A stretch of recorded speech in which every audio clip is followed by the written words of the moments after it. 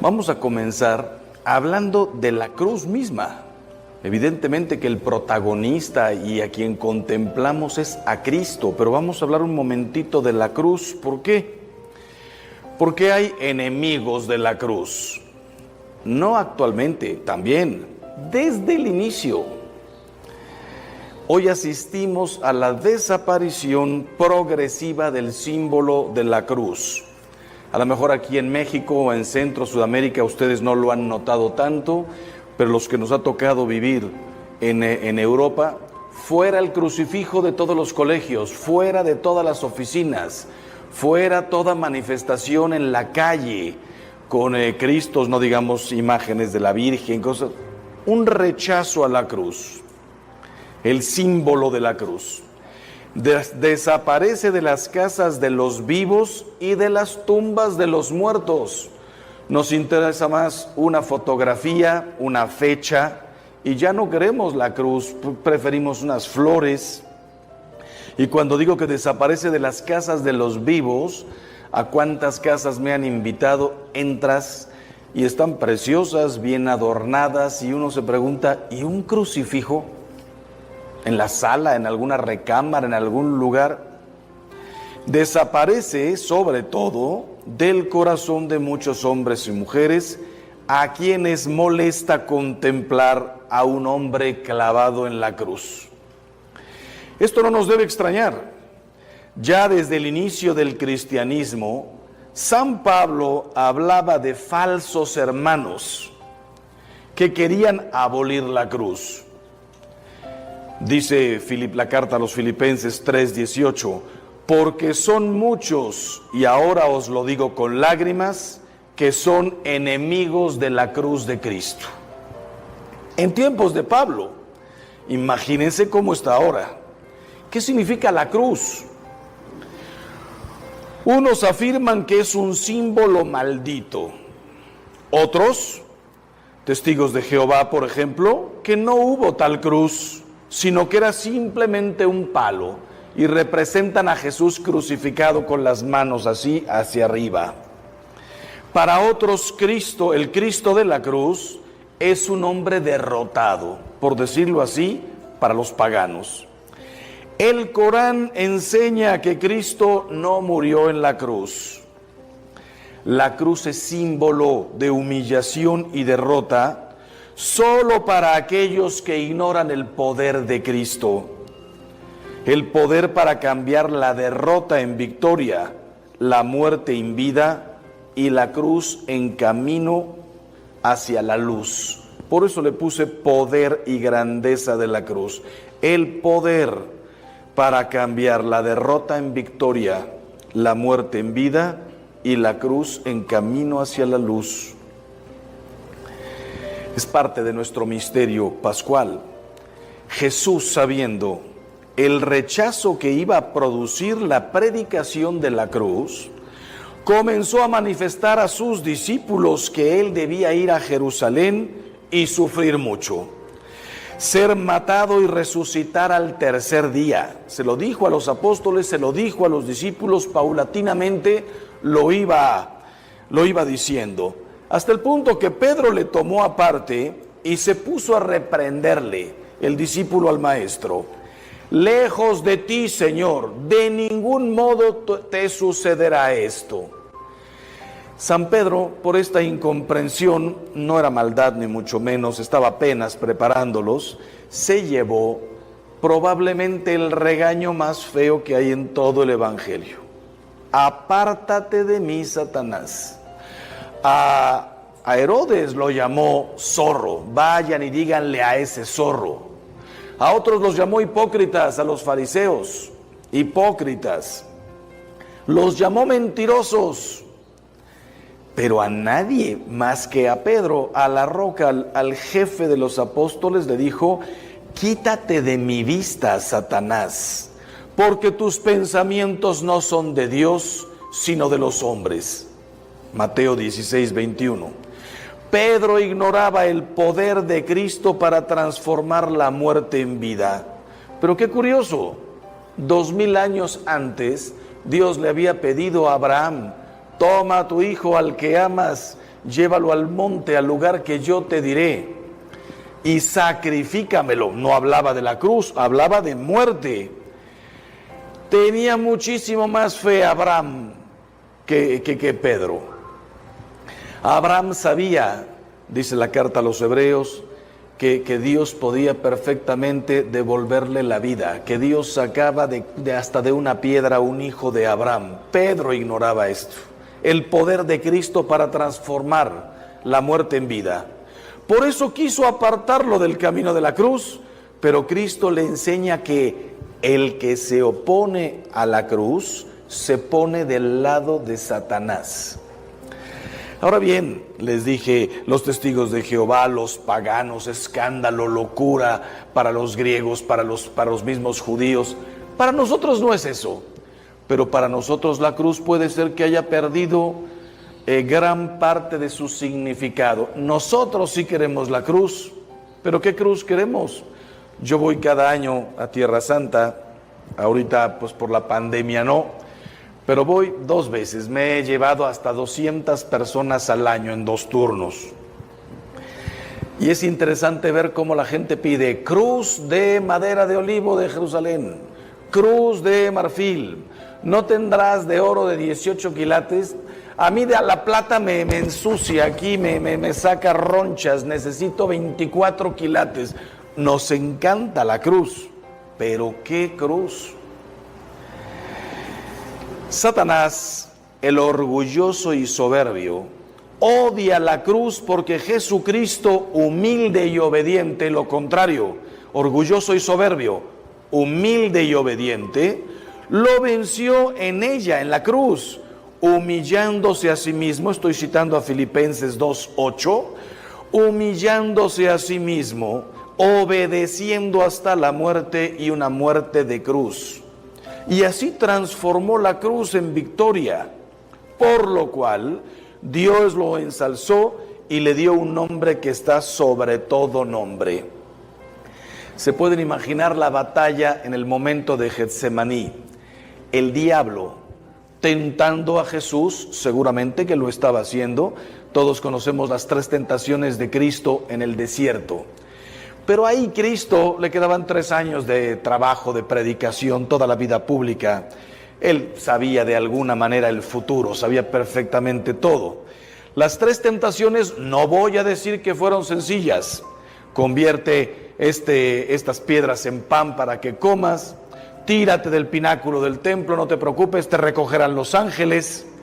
Póstrate y adórame y te daré todos estos reinos.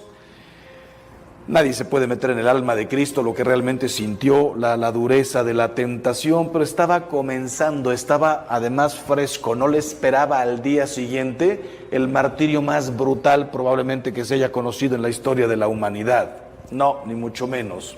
Entonces, no digo que fue fácil, pero el Evangelio no habla de otras tentaciones. Esas son las 3 tentaciones de Cristo. ¿Ustedes creen que no tuvo tentaciones en Getsemaní? ¿Para qué morir? Vas a morir en vano por muchísima gente. Judas se va a condenar. Recuerden que todo lo que estoy diciendo ni siquiera sé si es verdad o no. El demonio es el padre de la mentira. Si Judas está condenado o no, lo sabe Dios Padre, lo sabe Jesús. Nosotros, hay una frase tremenda que dice, el Hijo del Hombre se va, pero ay de aquel por quien se va el Hijo del Hombre. Más le valiera no haber nacido, pero no dice más le valiera no haber sido concebido, más le valiera no haber nacido. Probablemente alcanzó la misericordia de Dios de alguna manera, no lo sabemos.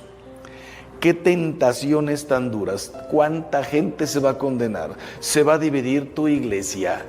Estás muriendo en balde. Tus apóstoles van a correr, van a huir. El que te entrega es uno de los 12. Pedro el bravucón, que en la última cena dijo, aunque todos te abandonen, yo jamás te abandonaré, va a ser el primero que va a sacar una espada. Lo contrario del amor. ¿Cuántas cosas habrán pasado por la cabeza de Cristo en ese momento? 3 sí están escritas en el Evangelio, ciertas. 3 veces se levantó y dijo, Padre, si es posible que pase de mí este cáliz. La tentación de no morir, la tentación de morir de otra manera, la tentación de déjame vivir otros 5 años, hombre, hago crecer la iglesia, el reino, déjame curar más gente. ¿Qué pasaba por el corazón de Cristo? Ustedes saben, la tercera parte de la vida de Cristo fue curar.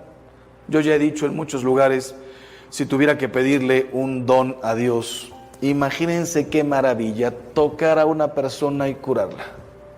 Que todas ustedes vinieran y me dijeran, Padre, mi hijo tiene cáncer, tráemelo. Una oración de 1 minuto, curado. El mejor médico del mundo. ¡Qué espectáculo! Si pudiera tocar a una persona y arreglarle el corazón. Nos estamos divorciando, nos estamos matando, no puedo ver allá a mi marido, es que lo veo y me salen ronchas. Tráemelo para acá. Lo toco y le cambio el corazón en 2 minutos. ¿Cómo me encantaría arreglarle la vida a la gente en 2 minutos? El único que ha podido hacerlo era Jesús. En una cena transformó a Zaqueo. En un pozo, en un segundito, transformó a la samaritana. A punto de ser apedreada, transformó a la Magdalena. Transformó a una cantidad de gente. Y curar, no los podemos ni contar. Si te metes al Evangelio y tratas de contar los milagros, sí, tienen un número, a lo mejor son 20, 30 o 50 curaciones. Pero ¿y las que dicen? Le traían a los enfermos y a todos los curaba, y siempre habla de multitudes, miles de personas. Imagínatelo en Getsemaní. Mañana me voy, se está terminando esto. Cuando me levante de Getsemaní, no volveré a hacer un solo milagro. Y la gente que se apiñaba por verlo. Escándalo. Pero humilde y obediente, vence ahí en la cruz. Y él sabía, cuando resucite, haré 10,000 millones de milagros más durante la historia de la humanidad. Símbolo maldito, la cruz. Estamos hablando de poder y grandeza de la cruz. ¿Por qué algunos lo llaman símbolo maldito? Para confundirnos a los católicos. Mira qué pregunta tan tremenda. ¿Tú adorarías el cuchillo con que mataron a tu padre? Imagínense, Dios no lo quiera, vaya ejemplo que voy a poner. Que tu hijo saliera hoy de la universidad, 20 años, va a mitad de la carrera, y en un asalto por 3,000 pesos, le meten un cuchillo en el hígado y lo matan. ¿Tú irías a recoger el cuchillo y lo pondrías en la sala, en un cuadro? Mire, este es el cuchillo con el que murió mi hijo. No querrías ni verlo. No lo podrías ni soportar. Entonces nosotros, ¿por qué adoramos? El Viernes Santo se adora la cruz. Es el único día en que se adora. La cruz se venera siempre. El Viernes Santo nos postramos, besamos, adoramos la cruz. ¿Por qué estamos adorando el cuchillo con el que mataron a nuestro Señor? Mira, primero, tú no adorarías el cuchillo con el que mataron a tu hijo, porque tu hijo o tu padre o quien sea no tiene el poder para convertir un símbolo de derrota en símbolo de victoria. Solo Cristo tiene ese poder. ¿O tú no crees que no crees en el poder de la sangre de Cristo? Miren, si la tierra que pisó Jesús la llamamos Tierra Santa, ¿por qué? Porque ahí nació, ahí caminó, se metió al Jordán, al lago de Genezaret, por donde pasó Cristo, todo lo dejó santificado. Cuando va caminando Moisés hacia el Horeb, sube al monte Sinaí, al monte Horeb creo, y le dice Dios, descálzate, la tierra que pisas es santa. ¿Por qué? Porque aquí estoy yo. Imagínate cuando Cristo bajó al mundo, lo llamamos Tierra Santa. La cruz bañada con la sangre de Cristo, ¿no la vamos a llamar con más razón santa? Si el camino que no sabemos exactamente por dónde pasó, sí, entró a Cafarnaúm, entró a la casa de la suegra de Pedro, este es el lago, son las montañas. Me imagino que muchos de ustedes ya fueron acá a Tierra Santa y lo primero que les dicen, no te preocupes si Jesús pisó esta piedra. Vas a Tabga y dice, aquí fue lo de los panes, etcétera. Pero ¿se sentó en esta piedra? No, no lo sé, no lo sé. Pero ¿qué importa? Todo este lugar es santo. Si lo que pisó Jesús es santo, el agua que tocó, imagínate la cruz con la que bañó con su sangre. Por supuesto que es santa la cruz. Creer en la cruz significa creer en el poder de Cristo para transformar la muerte en vida, las lágrimas en gozo, el odio en sacrificio redentor. Hace 1 mes y medio murió mi madre, muchos habrán hecho ya esa experiencia. Cuando una persona muere entera, pues el dolor debe ser muchísimo más grande. Perder a tu madre, como yo perdí a mi padre a sus 42 años, yo a mis 14. A lo mejor tú ya perdiste a tu madre a los 50, 60, 70, sana, con la cabeza perfecta, una tragedia. A los que nos ha tocado ver sufrir durante larguísimos años, ¿cómo ayuda la conciencia del poder transformador de la cruz? Tú a tu madre, no desearías la muerte de tu madre a sus 50 años, 60 años, aunque tuviera 75, si está entera. Conozco gente de esta sección que están cumpliendo 80 años y no me pasa ni por aquí desearles la muerte. La de mi madre, yo la pedía, porque para quienes creemos en el poder transformador de la muerte de Cristo, de la cruz, llévatela, Señor, al gozo eterno. Segundo, no fue la cruz la que mató a Jesús. Maldita la cruz que mató a Jesús. La cruz no mató a Jesús. A Jesús lo mataron nuestros pecados. Si alguna estaba pensando, fueron los romanos, fueron los fariseos, fue Pilatos. Pilatos no tenía ni idea de lo que estaba haciendo. Que faltó a su conciencia, faltó a la verdad, que no quiso investigar, rollo suyo. A Cristo lo mataron mis pecados. Seguramente conocen ustedes una canción de un hombre que canta precioso, es cristiano, pero la letra de sus canciones no son anticatólicas. Jesús Adrián Romero, si hubiera estado ahí, y de pronto dice, pensándolo muy bien, también estuve ahí. Fui yo quien te escupió, fui yo, mis pecados. Él ha sido herido, dice Isaías 53, una profecía 1000 años antes de lo que sucedió. Él ha sido herido por nuestras rebeldías y molido por nuestros pecados. El castigo que nos devuelve la paz cayó sobre él, y por sus llagas hemos sido curados. La cruz fue el instrumento, bendita cruz, en la cual Jesús canceló mis pecados. ¿Cómo puede ser la cruz un signo maldito si nos cura y nos devuelve la paz? Y tercero, la historia de Jesús no termina en la muerte y en la cruz.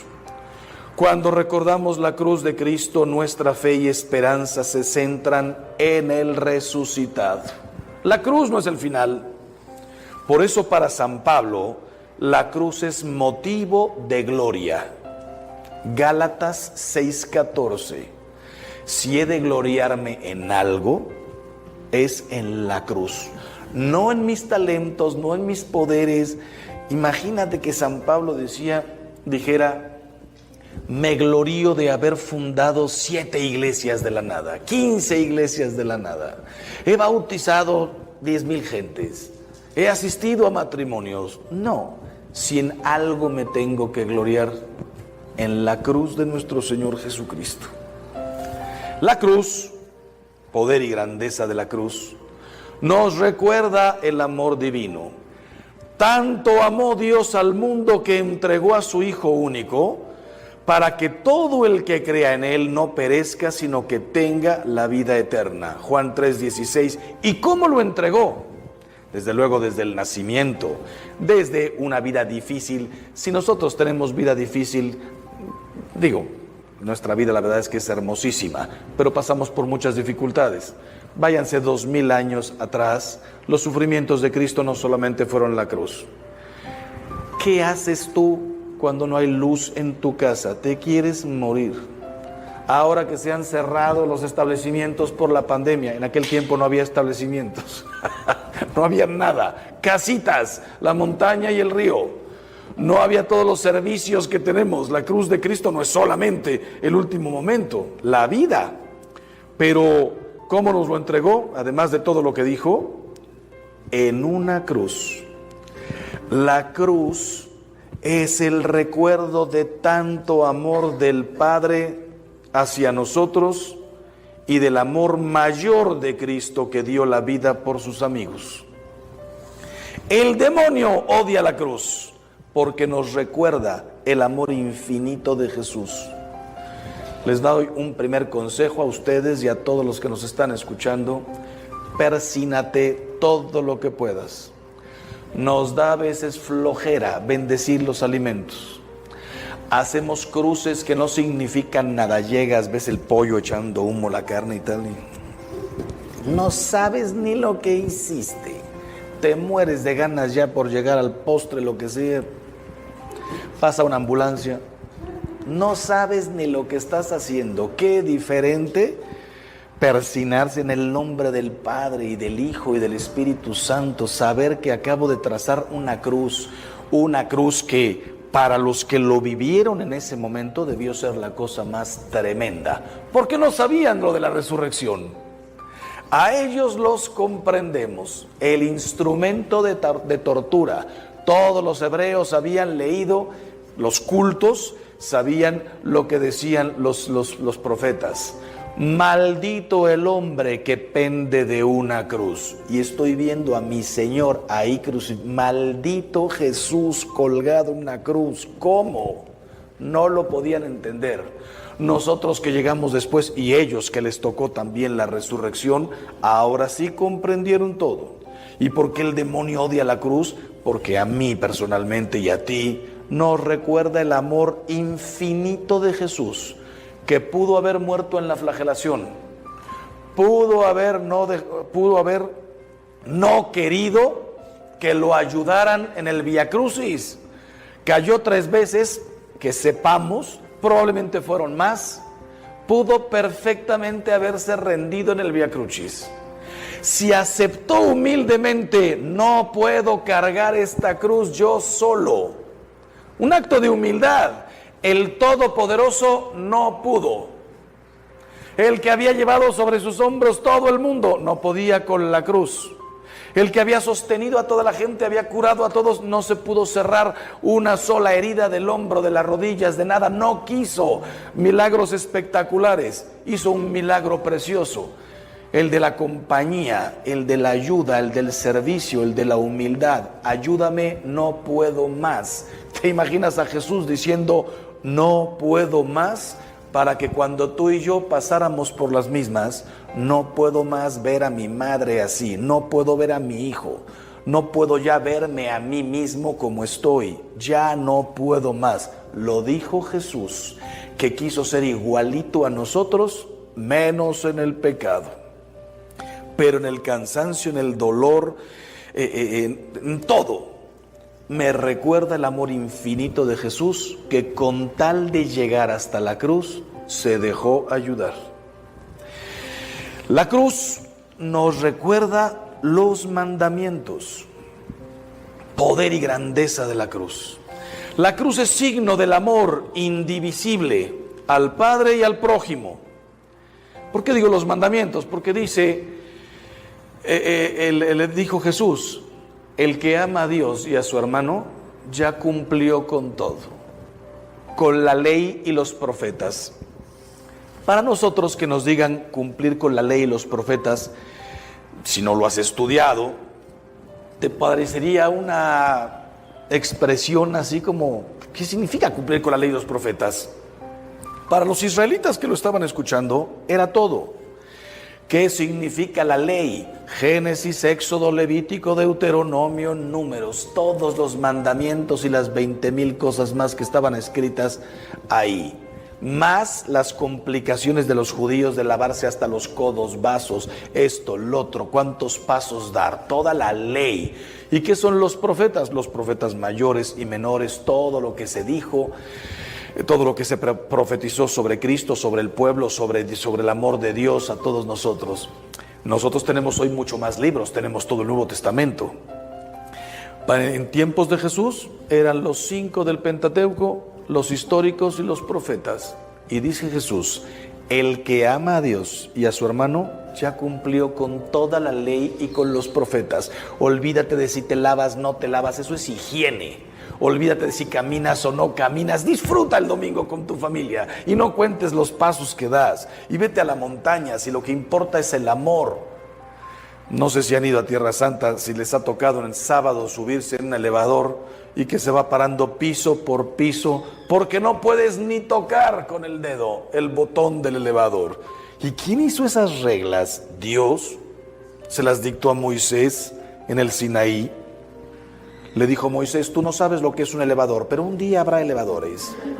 No puedes oprimir el botón en sábado. No, hombre, Dios no bajó a esas cosas. Entonces, ¿por qué a nosotros nos recuerda los mandamientos? Porque los mandamientos, aunque son 10, son 2. Amarás a Dios y a tu prójimo como a ti mismo. En tu prójimo como a ti mismo entra, honra a tu padre y a tu madre, no robarás, no matarás, no fornicarás, no mentirás, no levantarás falsos, no desearás la mujer, el hombre de tu prójimo, no desearás las cosas ajenas. Y en los 3 primeros entra el amor a Dios.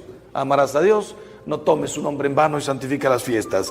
¿Y por qué me lo recuerda la cruz?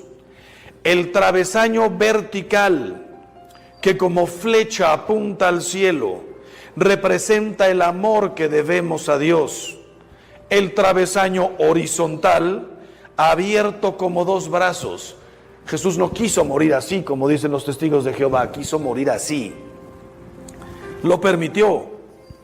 Abierto como 2 brazos representa el amor a nuestros hermanos. Y por eso la cruz es la señal del cristiano. Es verdad que al inicio era un pez. ¿Por qué? Porque muy inteligentes sabían que los romanos los estaban buscando por todas partes. Los griegos en aquel tiempo, la lengua común, el inglés era la koiné. Y entonces el pez, que se dice en griego ichthys, significaba Jesús, Salvador, Jesucristo, Hijo de Dios, Salvador. Cristo tiene muchos falsos seguidores que lo buscan solo por sus milagros.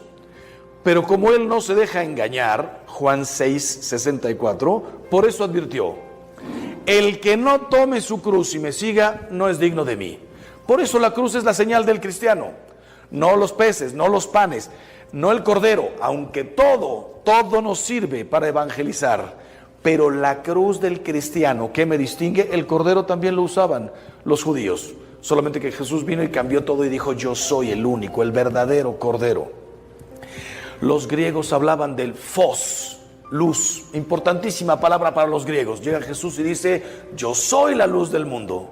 Y por eso cualquier fuego, la vela, el cirio, representa la columna de fuego, todo lo que ustedes saben y que vamos a vivir ahora durante la Cuaresma y el Triduo Sacro.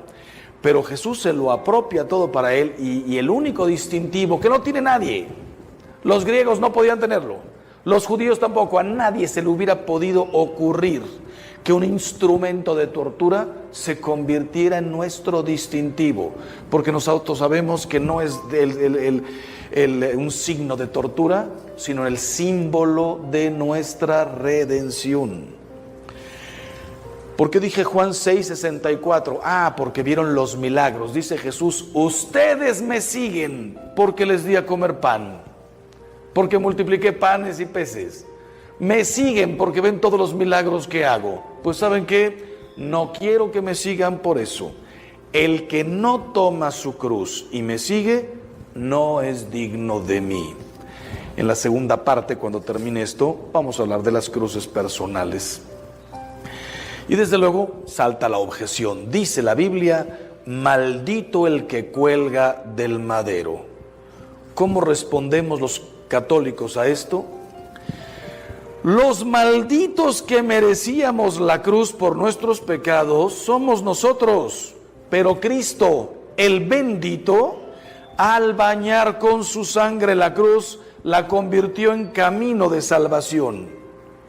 Cristo cargó con la cruz a fin de que llegara a los gentiles en Cristo Jesús la bendición de Abraham y por la fe recibiéramos el espíritu de la promesa. Pues bueno, el ver la cruz con fe nos salva. Poder de la cruz si la vemos con fe. Miren, dijo Jesús: como Moisés levantó la serpiente en el desierto, así tiene que ser levantado el Hijo del Hombre para que todo el que crea en él tenga vida eterna. Juan 3:14. Si los israelitas, por una cosa que no alcanzamos a comprender cómo se le ocurrió a nuestro Señor eso, lo hizo preparando la crucifixión de Cristo. El judío no podía hacerse imágenes. La serpiente, dice el Génesis, es el animal que representaba al diablo. La serpiente fue la que engañó a Eva. ¿Cómo es posible que nuestro Señor, que Dios Padre haya dicho: los que sean picados por una serpiente y no quieran morir, vean a la serpiente que va a ser Moisés?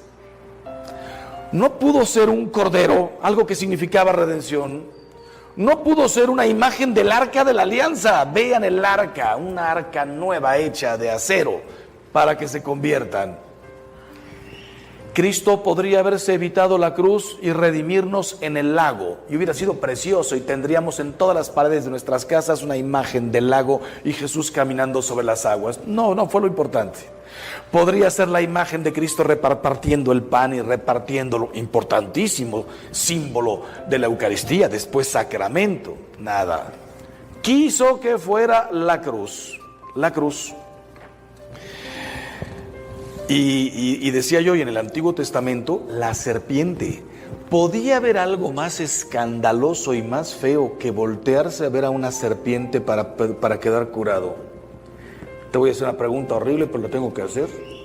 ¿Podría haber algo más feo que ver al crucificado para quedar curado? Si tu hijo llegara hoy del colegio, bueno, no hay colegio, pero si hubiera, y se levanta el pantalón y te enseña la rodilla destrozada, se cayó de la moto y se raspó así, tal. Solo hablo de la rodilla. La rodilla. ¿Cómo te quedarías lejos de contemplar, báñalo de alcohol, esto y lo otro? ¿No le harías una foto y la enmarcas: la rodilla sangrante de mi hijo? Y si tuvieras tú una cicatriz en la cara horrible, te cortaste con un cristal a los 15 años y aunque te pusiste 20,000 cremas, nunca se quitó. ¿Sabes lo que dirías? Padre, esta es mi parte fea. Esta es mi única cicatriz. Esto es lo único que tal. El otro día estuve con una mujer que se le cayó aceite hirviendo en la cara. Tiene 30 cirugías plásticas y tiene una parte de acá todo arrugado. Que dices, hasta eso me ayuda a comprender lo que es ser madre, todo lo que ha hecho por sus hijos, lejos de criticarla o decir qué feo, un trofeo, qué hermoso, premio a la labor que has hecho. Pero como persona, no quisiera yo ver mi cara así jamás. Traten de meterse un segundito al Gólgota, les puede ayudar la película de La Pasión de Cristo de Mel Gibson. El espectáculo que les tocó ver a los que lo vieron, muchísimo peor que la serpiente y que todo lo demás. ¿Cómo puede ser eso símbolo de salvación? Ahí te va. Para que tengamos vida eterna. Al ver a la serpiente, los heridos de veneno mortal quedaban curados. Al ver al crucificado, el centurión pagano se hizo creyente. Delante de un hombre desangrado con 20,000 heridas, dice el Antiguo Testamento, como uno ante el cual se vuelve el rostro. No era un hombre, era un gusano. Pues el centurión, viendo eso, dijo: este era el Hijo de Dios. Sin saber, era romano, sin saber quién era Dios Padre ni nada. Él diría: este era hijo de un Dios. No sé de quién, era hijo de Dios. Dimas, el perdido, fue salvado.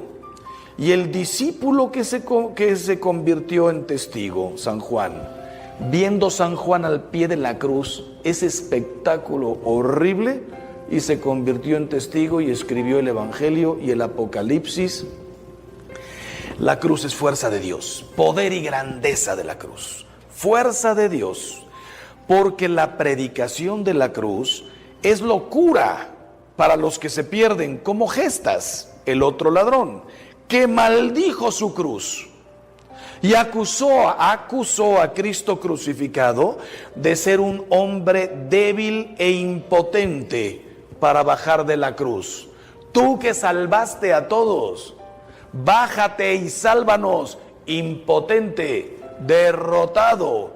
Para Gestas, la cruz, escándalo, perdición. Hombre débil e impotente para bajarse de la cruz, pero es fuerza de Dios para los que se salvan. Como Dimas, que ahí, viendo lo mismo que Gestas, reconoce el poder de Cristo crucificado. Qué interesante. Dimas ve la cruz y confiesa un trono. Acuérdate de mí cuando llegues a tu reino. ¿Cuál reino? ¿No me ves aquí clavado, muriéndome y desangrado? ¿Qué es el poder de la cruz y la fe? Que Dimas vio un reino en la cruz. Veo una corona de espinas y reconoce un rey. Acuérdate de mí cuando llegues a tu reino, porque eres rey. Ve a un hombre clavado de pies y manos e invoca a un Salvador. Sálvame. Por eso el Señor resucitado no borró de sus cuerpos las llagas de la cruz, sino que las mostró como señal de su victoria. Yo no sé si alguna vez te habías preguntado, cuando Jesús se aparece a los discípulos en el cenáculo y le dice a Tomás: mete tu dedo en mis llagas, mete tu mano en mi costado. ¿Por qué Jesús se presenta con las 5 llagas? El costado, manos y pies. No se presentó con 20,000 hoyos en la cabeza de la corona de espinas. No se presentó con el pómulo hinchado, el ojo cerrado. No se presentó con la espalda desbaratada, todavía la camisa, el manto mojándose. Solo 5 llagas. ¿Por qué esas no desaparecieron? Alguna estará pensando como buena mamá: no alcanzó a cicatrizar. Fue poquito tiempo en el sepulcro. No, si cicatrizó toda la espalda, todas las piernas, la cara, el cuero cabelludo, todo. ¿Por qué no cicatrizó? Para que nadie pudiera decir: no es él, no es él. Yo lo vi morir, yo lo vi desangrarse, yo estaba ahí de lejitos, pero lo vi. Si Tomás le dijeron: ya lo vimos todos, es él, y dijo: hasta que no meta mi mano y no meta mis dedos, no creo.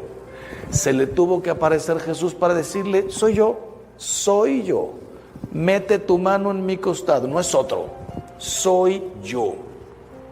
Fuerza de Dios para los que creen. Ya vieron la diferencia entre Gestas y Dimas. Todo lo que Dimas vio en la cruz. Y por último, la cruz es síntesis del Evangelio. ¿Por qué? San Pablo resumía el Evangelio como la predicación de la cruz. Esta es la única cosa que me da un coraje de los apóstoles. De los 12, 13, porque San Matías también cuenta, y de San Pablo, 14. Ustedes saben que son 14 apóstoles. Los 12 más Matías, que sustituye a Judas, más Pablo. Solamente hablan de la cruz. Nadie se detuvo a escribir qué hizo Jesús 30 años. Nacimiento, se van a vivir a Egipto, solo Dios sabe dónde viven. Regresan, una escena en el templo, y de ahí hasta los 30 años. Nadie habló de José, de la carpintería, de María, del color de sus ojos. Una cosa tan sencilla. Pablo, Pedro no describen a Jesús. un hombre como el de aquel tiempo, el pelo hasta acá, barba, bigote. Nadie nos dijo. Me encantaría a mí saber cómo era San Pablo. Imagínense cómo era Cristo, cómo fue José. José, no hay una palabra de él en todo el Evangelio. Hasta está en duda su matrimonio con María porque nunca dijo acepto. Quisiéramos saber cómo fueron los desposorios, las dudas, nada sabemos. ¿A qué se dedicaron Pedro y los demás y Pablo? A hablar de pasión, muerte y resurrección. Es lo único que interesa. No describieron nada. La cruz es la síntesis del Evangelio. Por eso el Santo Padre y los grandes misioneros, cuando digo el Santo Padre estoy hablando de todos los papas, pero bueno, ustedes y a mí no nos tocó más que recordemos Juan Pablo II para acá, aunque estoy viendo algunas que a lo mejor se acuerdan de Benedicto X. Nosotros nos acordamos de Pablo VI, más o menos, fue mi papa de niño, y de ahí ya directamente Juan Pablo II. Todas sus entradas a misas, salidas, procesiones, el báculo con el Cristo colgado, muerto en la cruz, no vivo, muerto, cuando ya está así. El Cristo de Juan Pablo II, para mí, de los más hermosos que hay. El Santo Padre y los grandes misioneros han predicado el Evangelio con el crucifijo en la mano, no con unos panes. Así, mientras los judíos piden milagros y los griegos buscan sabiduría, la de Sócrates, Platón, Aristóteles, nosotros predicamos a un Cristo crucificado. Escándalo para los judíos, porque para ellos era un símbolo maldito.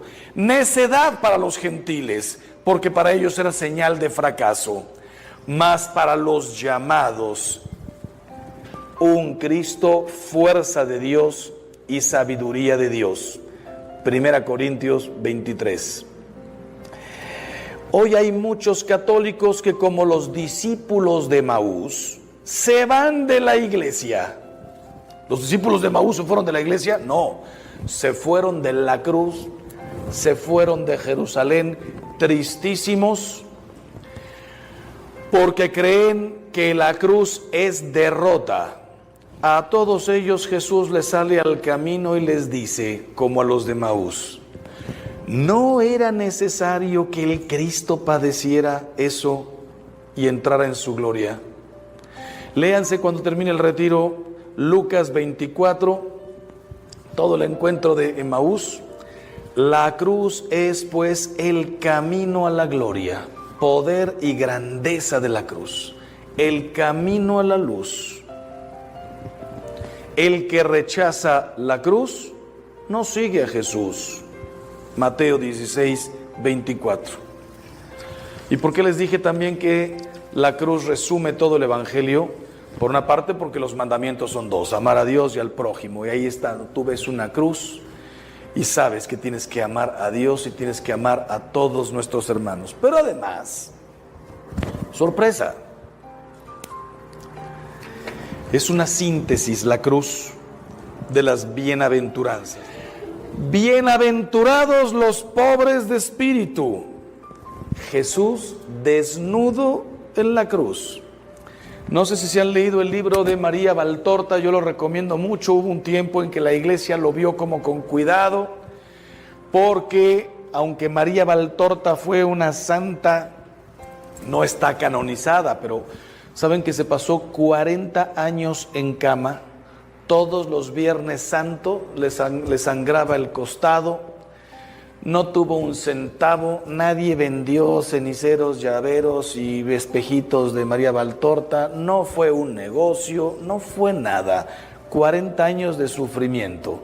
Una mujer que fue maestra, lo que sí tenía era una muy buena pluma, y de pronto dice: ahí les va el Evangelio como me lo revelaron a mí, como me fue revelado.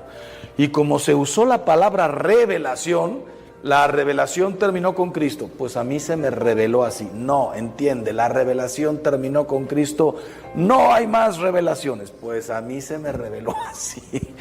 Ella murió en santidad. Muchos de sus seguidores llegaron incluso a decir, es que este libro es mejor que el Evangelio. ¿Cómo se les ocurrió decir eso? Les digo la verdad, pero no me vayan a aventar piedras. Algo de razón tiene. Yo ya me lo leí. Primero, incluye todo el Evangelio, es una repetición del Evangelio. Solamente que ella describe las escenas, digamos, de todo lo que falta. ¿Qué es lo que falta? ¿Tú sabes si Judas comulgó o no? Mojó el bocado, se levantó y se fue, el demonio entró, dice el Evangelio, entró en él y salió. ¿Y de qué siguió hablando Jesús? Tú sabes las reacciones de Pedro y de los demás. Te lees a María Valtorta y dices, ¡qué belleza! Si alguna quiere, al final me pregunta dónde conseguirlo. Son 11 tomos, 10 tomos, 10 tomos. Son cada tomo de 300 páginas, son 3000 páginas. Te lo lees en un año, año y medio. Pero qué belleza. Entonces, ¿por qué cité a Valtorta? Porque ustedes ven un crucifijo, como todos, con un paño, claro, este es de madera. Los normales, los que son de cerámicas, pasta, un paño blanco cubriéndolo. ¿Alguna vez te has preguntado, ¿era la ropa interior así de los judíos? No. ¿Por qué nos hemos acostumbrado a ver un paño blanco? Dice María Valtorta algo que no dice el Evangelio. A todos los crucificaban desnudos y desnudas. Era parte de la vergüenza. María, que estaba ahí, cuando ve que le arrancan, dice el Evangelio, las vestiduras, no las rompen, se las quitan y las rifan, Jesús se queda completamente desnudo. María, cuando ve eso, se quita el paño de la cabeza y va y tapa a su hijo, y como era la madre, nadie se lo prohibió. Y gracias a ese gesto de compasión, de pureza, ya se habían burlado de la corona, de la sangre. Si eres hijo de Dios, baja, sálvate a ti mismo. Solo les faltaba burlarse hasta de su pudor. Entonces, ¿qué manera de morir de Cristo? El creador del mundo murió desnudo, sin una sola posesión. Bienaventurados los pobres de espíritu. Jesús desnudo en la cruz. Bienaventurados los mansos. Fue llevado como cordero al matadero. Ni un solo grito, ni un solo insulto. Parecería que colabora en su crucifixión. Bienaventurados los que tienen hambre y sed de justicia. Cristo crucificado hace justicia al hombre, rescatándolo del mal y de la muerte, del odio y del rencor, de la concupiscencia y del orgullo. Y también se le hace justicia a él, que después de un sufrimiento brutal en el momento de la muerte, aunque pase todavía hasta el tercer día la resurrección de su cuerpo, él ya volvió al Padre, como pasará con nosotros. Nuestros cuerpos resucitarán en el final de los días, pero cuando una persona muere, se encuentra inmediatamente con Dios para tu juicio particular. Bienaventurados los limpios de corazón. La lanza le traspasa ese corazón que ha amado. ¿Quién me acusará de pecado a mí? ¿Quién podrá decir que ofendí o que odié a una persona? Al mismo Judas lo despide con un beso. Los limpios de corazón, los que quieren la salvación de todos. Bienaventurados los pacíficos. Padre, perdónalos porque no saben lo que hacen. La cruz, bandera de paz entre Dios y los hombres. Bienaventurados los perseguidos por la justicia. Crucifícale, crucifícale. Yo les dije el otro día en una plática, todos los que, no voy a decir somos, tratamos de ser auténticos católicos, somos perseguidos por la justicia. Y comienzan a hablar mal de nosotros inmediatamente, a inventar historias, porque si yo digo La familia es un hombre y una mujer, con los hijos que Dios les quisiera mandar. Y si no te mandan ningún hijo, conozco mujeres que nunca pudieron tener un bebé, marido y mujer son familia. Pueden adoptar, no adoptar, son familia, se aman dos personas. Cuando yo digo, qué aberración hombre con hombre, mujer con mujer, inmediatamente me llueve el Face, un día me escribieron, hace 4 años, la comunidad homosexual de San Francisco. Yo estaba escribiendo en mi computadora y me entra un mail. Cuando veo ahí, somos la comunidad más fuerte del mundo. LGTB, QRSP, LMNOP, no sé qué más. Ya casi hay que terminar diciendo XYZ. Pues me escribieron y me dijeron, sabemos quién eres, te vamos a agarrar. Vamos a publicar tu foto con tu amante gay. Se va a enterar tu obispo. Yo dije, oh, no saben ni quién soy, no tengo obispo, yo soy legionario, etcétera, etcétera. Y tuvimos un diálogo de dónde sacas que estamos enfermos, que se puede curar, a cuántos has curado. Yo les respondí con toda la educación del mundo, yo no he curado a nadie. Conozco gente que sale, ellos no pueden oír el nombre de Peter Cohen o algo así, o Richard Cohen, y son otros muchos, pero ese es solo el tema de la homosexualidad. Y el tema de las ideologías, porque una cosa es ser homosexual, mis respetos a todos los homosexuales. Algo te pasó, algo no te pasó, así te descubriste desde niño, ni quien te juzgue, ni quien se meta contigo. Pero una cosa es ser homosexual y otra cosa son las ideologías y los matrimonios y la historia y media. ¿Saben cuándo yo cambié un poquito mi opinión? Cuando una mamá se me acercó y me dijo, padre, usted no ha sufrido lo que es tener un hijo homosexual. Mi hijo no anda marchando ahí medio desnudo, no anda con los pelos así, no anda con 20 aretes. Mi hijo anda de traje y corbata, pero no sabemos ni cómo, desde que tiene 16 años le gustan los hombres. ¿Qué hago? ¿Te juzgo, te apedreo, te condeno o te mando al infierno? O más bien te comprendo, te doy todo mi cariño, amor, aceptación. Sí, pero una cosa es eso y otra cosa es la ideología. Cada quien que haga lo que quiera. Nuestra felicísima ministro de no sé qué pidiendo que los niños a los 6 años ya puedan cambiarse de sexo. No sabe leer, no sabe sumar, pero ya sabe si quiere ser hombre o mujer a los 6 años. Y vamos a pagar sus operaciones con el dinero de tus impuestos. Las ideologías, la estupidez, todos los que defendemos el matrimonio, la familia, la vida, las famosas mujeres estas de pañoletas verdes, hombres y mujeres. Crucifícale, crucifícale. Bienaventurados seréis cuando os persigan y digan todo género de mal por mí. Pues bueno, la cruz no solamente es el resumen de los mandamientos, sino del Evangelio, porque las bienaventuranzas son, en parte, el mensaje central del Evangelio. Falta la Eucaristía, falta el perdón, falta todo eso, pero como conducta cristiana, ¿qué es un cristiano? El que vive las bienaventuranzas.